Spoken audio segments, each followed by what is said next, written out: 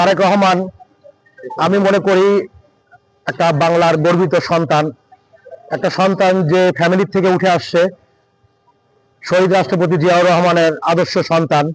আমি মনে করি উনি বাংলাদেশকে একটা সঠিক জায়গায় পৌঁছায় দিতে পারবে, যেটা আমরা সব বাঙালিরা আশাবাদী ছিলাম, এবং সে করবে, এটাই আমাদের ইচ্ছা এবং এটাই আমাদের চাওয়া তার কাছে এই দেশের মানুষের জন্য।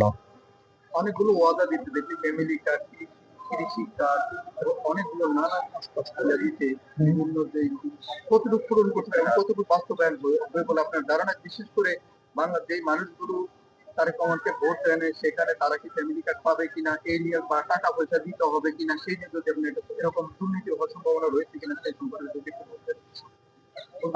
কথা বুঝতে পারছেন আপনি? হ্যাঁ, আমার মনে হয় তারেক রহমান যে প্রতিশ্রুতিগুলি, নির্বাচনী প্রতিশ্রুতি জনগণের কাছে দিয়েছে, আশা করি তিনি তা প্রতিটা অক্ষরে অক্ষরে পালন করবে এই বাঙালি জাতির জন্য।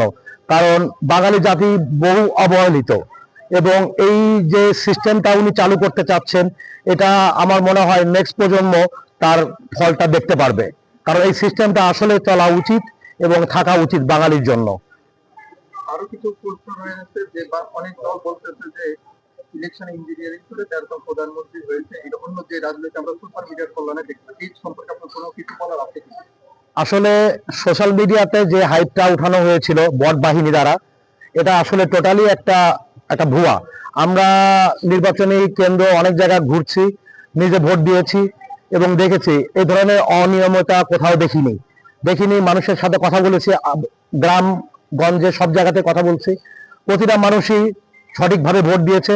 কোনো ভোটার কেন্দ্রে কোনো গন্ডগোল হয়নি, কোনো ইঞ্জিনিয়ারিং হয়নি। এই ভোট নিয়ে মানুষ সুষ্ঠুভাবে তার মৌলিক অধিকার প্রতিষ্ঠিত করতে পারছে এই বছর। নামটা